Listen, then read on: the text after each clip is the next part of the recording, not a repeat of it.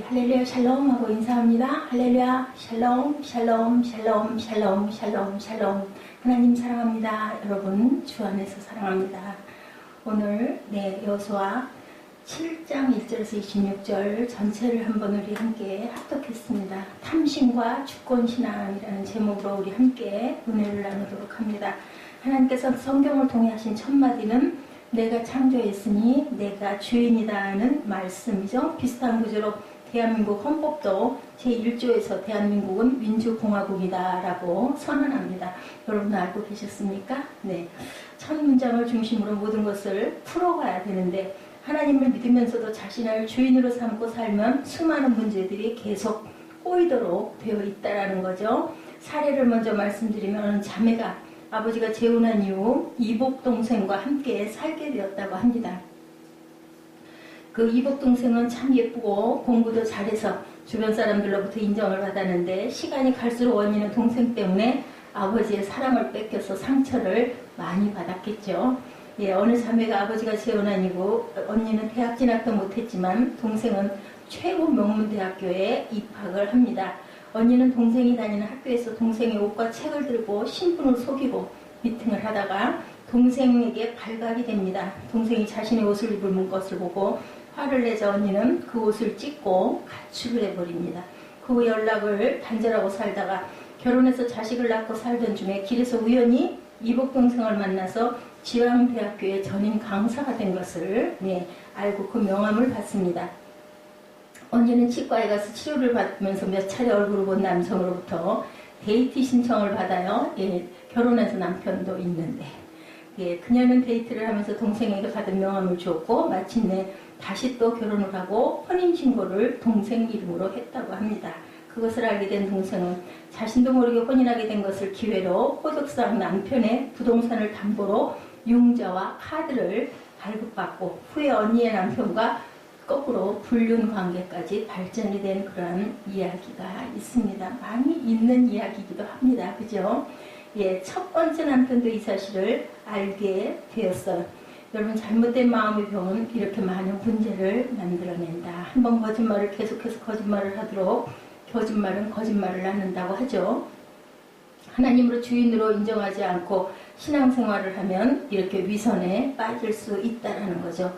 하나님을 주인으로 섬기기를 우리가 축복하고 항상 하나님을 주인 삼은 하나님, 그죠? 우리 찬양 있죠? 주인 되신 하나님.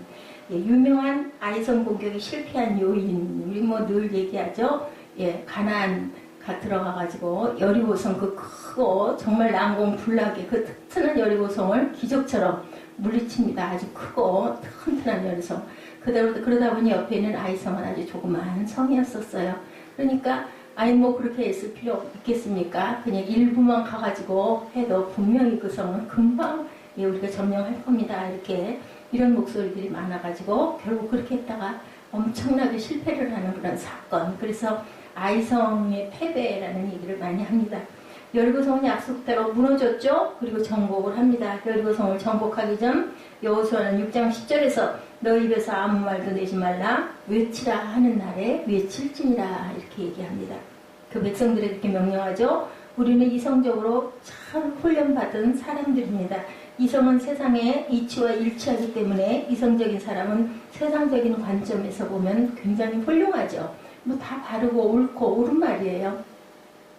우리는 이렇게 훈련받은 사람들을 보면 아주 부럽죠. 어떻게 저렇게 아주 명철하고 그리고 보면 어떤 일이든지 정말 잘 해결해 나간다. 참 지혜로운 사람이야. 참 닮고 싶다 이렇게 얘기합니다. 근데 이성은 신앙과 거리가 멀고 거꾸로일 때가 참 많다. 여리고성 정복한 사건도 그렇죠. 이성적으로 보면 그걸 어떻게 그렇게 하면 점령할 수 있겠다라고 이해가 갑니까? 안 갑니다. 이런 것처럼 만약에 여리고성을 돌면서 말을 했다고 가정하면 이성적으로 판단한 말들 그거 이렇게 돌아서 이게 뭐해? 이게 뭐야 도대체? 이게 무슨 짓이야? 이런 얘기들을 너도나도 하다 보면 그 많은 인원이 그죠? 군인 말에도 60만 대군이라는 얘기가 있습니다. 그렇다면은 백성들까지 치면 100만이 될 수도 있는데 예, 그런 사람들 생각만 해도 10,000명도 엄청 많은데, 그죠? 그걸, 왜냐면 줄지어서 그렇게 행진을 한다고 하면. 그런데 이게 말이 되냐고요. 예를 들면 뭐 100만 명이라고 하죠. 그 인원이 그렇게 돌 때 정말 한마디씩만 얘기를 하면 얼마나 그게 시끄럽고 별소리가 다 나오고 결국은 부정적인 얘기로 그 돌던 거는 그냥 그쳐버리고 말 수밖에 없는데, 그런데 어떻게 했어요? 조용히 하라, 아무 소리도 하지 말아라. 그래서 그걸 순종함으로 결국은 그 여리고성이 정복됩니다. 여리고성을 정복한 여호수아는 아이성으로 이제는 정탐꾼을 보내죠. 정탐꾼이 돌아와서 보고합니다. 백성을 다 올라가게 하지 말고 2,3,000명만 올라가서 아이를 치게 하소서. 그들은 소수이니 모든 백성을 그리로 보내요. 수고롭게 하지 마소서. 뭐 맞는 말이에요. 여리고성도 점령했는데 아이성까지 정도야 뭐 어렵겠습니까? 여호수아는 아이성 정복을 위해서 정탐꾼의 제안대로 3,000명 정도를 파병했으나 적에게 등을 보이고 도망을 옵니다. 36명이 죽임을 당합니다. 공격 실패로 인하여 백성들의 마음이 녹아서 불같이 되었다. 녹아서 불같이 된 건 뭐예요? 막 너무 그냥 그 허망한, 아주 허탈한 그런 상태를 얘기하죠. 여호수아는 하나님께 아이성 공격 실패로 가나안 원주민들이 자신들을 포위하고 공격할 것이고, 이렇게 되면 우리는 이름을 이을 자도 없이 세상에서 끊어질 것이고, 오늘 본문 말씀이 그 얘기예요. 그죠? 우리 7장 전체를 우리 한번 합독을 했는데, 하나님의 이름도 땅에 떨어질 것이다 하면서 간절히 기도하는 부분이 쭉 나옵니다. 여호수아가 도대체 7절부터 그러죠. 슬프도소이다. 주 야훼여 어찌하여 이 백성을 인도하여 요단을 건너게 하시고 우리를 아모리 사람의 손에 넘겨 멸망시키려 하셨나이까? 우리가 요단 저쪽을 만족하게 여기 거주하였다면 좋을 뻔하였나이다. 건너지 말고 그냥 그쪽에서 살았으면 차라리 낫지 않았겠습니까? 40년 동안을 있었으니까 가데스바냐에서 36년을 살았거든요. 차라리 그냥 거기서 털을 잡고 살았으면 이런 일이 없지 않겠습니까? 왜 하나님 우리를 인도해가지고 결국은 여기서 이제는 자손도 이제 번성하지 못하냐? 여기서 다 죽어버리게 생겼습니다. 8절이죠. 주의 이스라엘이 그의 원수들 앞에서 돌아섰으니 내가 무슨 말을 하오리까? 가나안 사람과 이 땅의 모든 사람들이 듣고 우리를 둘러싸고 우리 이름을 세상에서 끊으리니 다 죽일 거라는 거죠. 주의 크신 이름을 위하여 어떻게 하시려나이까 하니 이제 야훼께서 여호수아에게 말씀하죠. 왜 너 범죄했느냐? 내 말을 너 왜 듣지 않았느냐라고 이제 여호와가 말씀을 합니다. 실패의 원인이 나오죠. 하나님께서는 통곡한 여호수아에게 이스라엘이 범죄해 내가 그들에게 명령한 나의 언약을 너희들이 어겼지 않니? 10절부터 11절, 12절 쭉 이렇게 말씀하고 있습니다. 또 그들이 온전히 바친 물건을 가져가고 도둑질하고 속이고 그것을 그들의 물건들 가운데 두었느니라. 하나도 감추거나 가져가지 말라 했는데 너희들 왜 내 말을 안 들었니? 순종하지 않았다는 거죠. 너희가 그 온전히 바친 물건을 너희 가운데에서 제하기까지는, 다 없애버리기까지는 내 원수들 앞에 능히 맞서지 못하니라. 맞서서 이길 수가 없다. 네가 내 명령을 어겼기 때문에. 우리는 아이성이 정탐꾼의 보고와 우리말이 주는 느낌까지 더해서 작은 성이라고 이렇게 생각을 했는데, 여리고성보다 훨씬 많은 인구는 그렇게 많았다는 거예요. 겉으로 보기에는 아이성이 조그마한 성 같았는데 실제는 학자들의 말에 여리고성에는 1,500명이 살고 있었다고 합니다. 근데 전쟁을 피하기 위해서 성 밖에서 살던 사람들이 피난와서 여리고성에 2,000~3,000명 정도가 있었다라는 그러한 추측을 하는 주장이 나와 있는데, 아이성은 여호수아 8장 25절에 보면 그날에 엎드러진 아이 사람들은 남녀가 모두 12,000명이었더라. 뭐 그렇게 따지면 대충 몇 배예요? 그죠? 한 6배? 6, 38, 6, 4, 24 뭐 이렇죠. 12,000명. 430인가요? 분명 여리고성보다 훨씬 더 많은 인구가 있었다는 거죠. 그럼에도 정탐꾼들은 2,000~3,000명으로 정복할 수 있다라고 이거 정탐한 내용을 어떻게 이제 정확하게 얘기를 하지 않고 그거 별거 아닙니다라고 얘기한 거죠. 하나님은 아간의 범죄로 진노하셨어요. 사실은 뭐 크고 작고 인구가 많고 적고가 중요한 게 아니고, 진노가 전쟁을 실패로 이어간 것이고 전쟁의 실패를 위해서 정탐꾼의 판단을 흐리게 했다. 우리가 어떤 일이 일어나는 건요, 그게 그냥 일어나는 일이 아니다. 뭐예요? 목적이 있죠. 사단은 분명한 거는 깨뜨리려고 하는 거라고 그냥 간단하게 생각을 하면 되고, 하나님께서는 붙이시려고 한다라고 생각을 하면 됩니다. 살리는 영은 하나님의 영이고 죽이는 영은 사탄이죠. 아간의 범죄는 외형상 탐심이지만 핵심은 하나님의 주권을 인정하지 않았기 때문에 발생한 범죄였다. 하나님께서는 여리고성을 함락시켜 주셨어요. 그죠? 앞장에서 보면 하나님께서 일하셔야 아이성뿐만 아니라 나머지 가나안 성들도 점령할 수가 있었는데 여리고성의 모든 것은 하나님께 바치라고 했어요. 하나님께서 하나도 너희들이 개인적으로 갖지 말라고 그랬습니다. 그리고 생명이 있는 것을 모두 죽이라고 이렇게 말씀했어요. 가나안 원주민들의 풍습을 따르지 말아야 돼서 왜냐하면 이방신을 엄청나게 섬기고 있기 때문에 그들을 살려놨다가는 그들의 그 전통이나 그들의 그 신을 너희들도 따라서 분명히 섬길 거다. 왜냐하면 너무 잘 아시죠. 애국에서부터. 그렇기 때문에 그들을 모두 죽이라 그런 거예요. 그리고 그래서 여리고성의 모든 것은 하나님께 바치라고 했는데 이렇게 했는데 목축업을 하는 사람들이 농경생활을 하면서 비와 풍요를 제공하는 바알을 따를 수밖에 없었기 때문에 그들은 이렇게 풍요의 신을 섬겼다는 거예요. 하나님은 애굽에서도 홍해에서도 광야에서도 가나안에서도 역사하신다라는 것 21세기에도 지금도 동일하신 하나님이시죠. 하나님을 주인 삼은 백성을 하나님은 지켜주신다라는 걸 알아야 된다. 그러니까 우상숭배를 했다가는 이렇게 벌을 받는다. 그럼 제거해야 될 나 중심 신앙은 어떤 것들이 있는가? 하나님께서는 범죄자를 색출해서 온전히 바친 물건을 가진 자로 뽑힌 자를 불살하라. 뭐 했어요? 제비 뽑았어요. 그죠? 그와 그의 모든 소유를 그리하라. 이는 야훼의 언약을 어기고 이스라엘 가운데서 망령된 일을 행하였습니다. 라고 이렇게 명령하셨어요. 여호수아는 말씀대로 했죠. 뭐 유다지파, 세라 족속, 삭디, 갈미 그러고 났는데 누가 뽑혔어요? 아간이 뽑혔어요. 여호수아는 아간에게 이스라엘의 하나님 야훼께 영광을 돌려 그 앞에 자복하고 내가 행한 일을 내게 알게 하라. 그 일을 내게 숨기지 말라 하자 아간은 자백하고 증거물을 제시하죠. 시날산의 아름다운 외투 한 벌과 은 200세겔과 그 무게가 50세겔 되는 금덩이 하나를 보고 탐내어 가졌나이다 하고 감춘 것을 말합니다.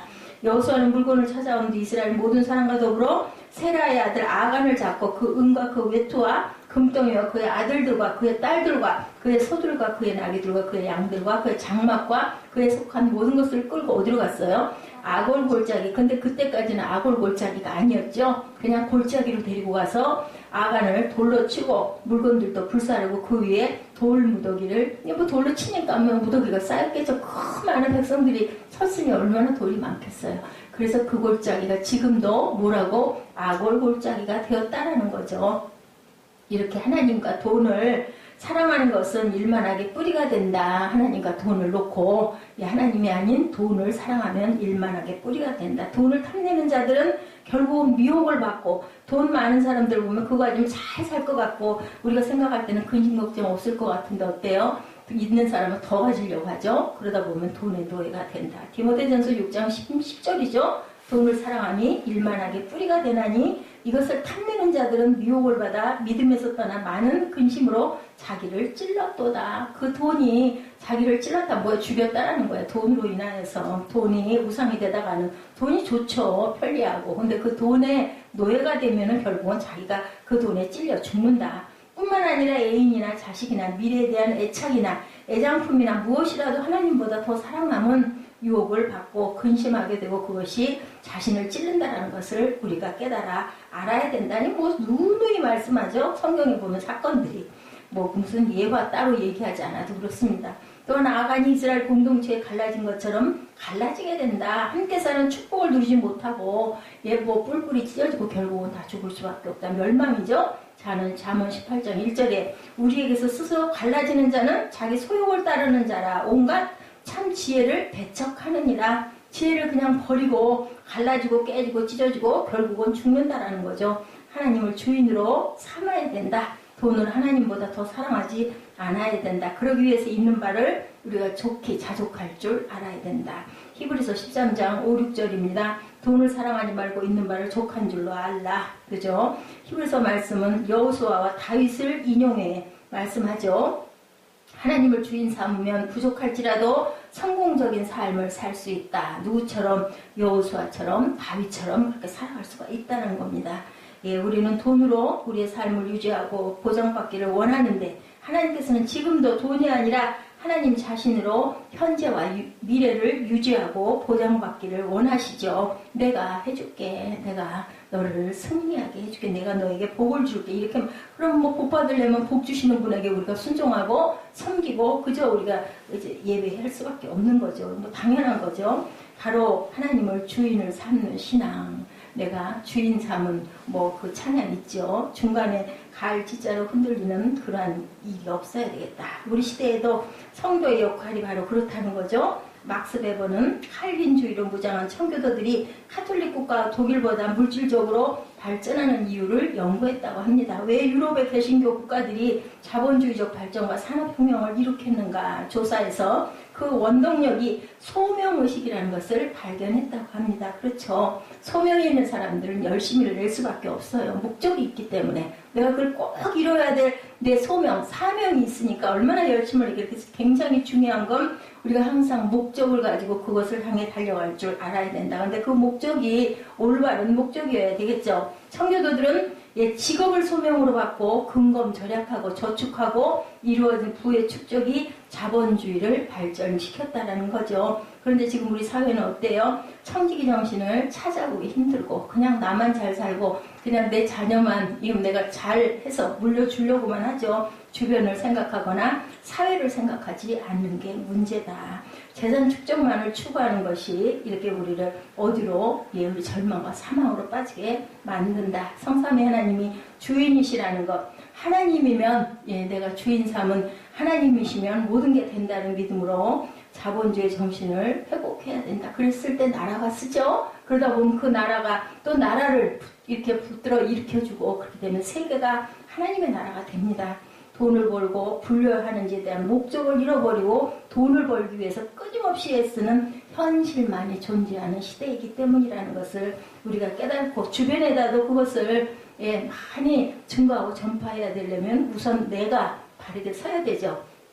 빌립보서 4장 13절입니다. 내게 능력 주신 자 안에서 내가 모든 것을 할 수 있느니라 라고 말씀합니다. 하나님을 주인으로 삼으니 능력을 누가 주세요? 하나님이 주시죠. 돈이 많거나 적어도 살아갈 수 있다라는 거 하나님을 주인으로 삼아서 스스로를 구원하시고 또한 사회를 또한 내 주변을 이웃을 구원해 가시는 그러한 축복이 저와 여러분에게 임하시기를 주님의 이름으로 축복합니다. 우리 길어서 다는 못 읽고요. 26절, 27절, 24절부터 우리 함께 7장이죠.